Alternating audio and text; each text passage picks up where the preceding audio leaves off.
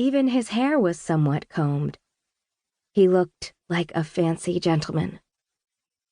But the night was still young. Stan needs you to mix a few cocktails. David lifted his chin toward the main bar. With its sleek mahogany wood, it was the nicest thing in the Blind Dragon. Everyone said so. New patrons would saunter up to a stool, take a look at the deep red lumber, see their reflection in the shiny surface, and rub their grubby hands across, smearing it.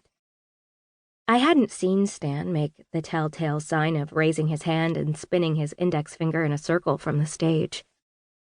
But the spotlight prevented me from seeing most things. David's dark eyes roamed my face, scanning as he usually did for any acknowledgement of his words, and any hint at mine. I nodded to let him know I'd heard, then turned toward the bar dutifully, even though I'd have loved nothing more than to lose myself to another song. The lyrics, melody, and harmony of Am I Blue were already waltzing through my head. It was a new piece, popular from the pictures, and the whole country was already in love with it. But I was confident that no person could love it more than me. I'd barely taken another step before a large hand wrapped around my arm above my elbow, drawing circles on my skin with the pad of its thumb. Iris, my love, cooed Marvin, sliding his empty glass along the top of the piano to the edge. Top me off there, would you, doll? I frowned and held up 2 fingers. He supplied an easy, suave smile. Iris, don't worry so much. We're getting paid tonight, according to Madame. So let's keep 'em coming, eh? Besides, she ain't paying me to bore the folks to tears.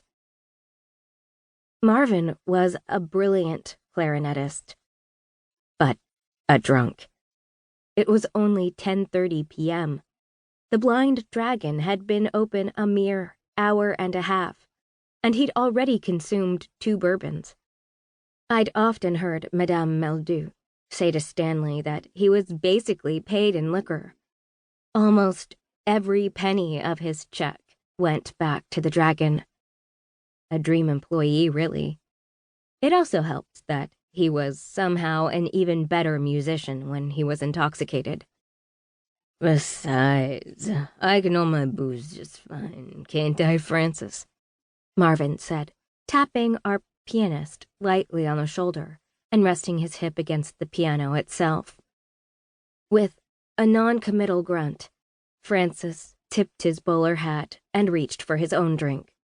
See, Marvin said, smirking like Francis had just delivered a long speech of shining compliments to Marv's long-standing sobriety. With a smile, I shook my head and held out my hand to take his empty glass. He placed it into my palm, and my fingers curled around it, disrupting the beads of sweat trickling down its sides. Maneuvering past the chairs and instruments of my little band, I skirted around the tables, heading quickly to the bar, hoping that my brief interaction with the band members had allowed the effects of my song to fade. Thank you, my love, Marv called after me as he sat and picked up his clarinet. In a few short seconds, the beautiful notes trickled through the air, and David's sax followed, their combined duet permeating my skin and dousing my soul. I reached the bar and ducked behind it, avoiding the gaze of anyone and everyone who tried to catch my eye, and then edged up to Stanley. He was pouring 3 shots of whiskey for some hoity-toity-looking fellas. The pressed lines in their shirts and slacks, their clean-shaven, youthful faces, their rowdiness. If I had to guess, they were Harvard boys. Most men around Boston claimed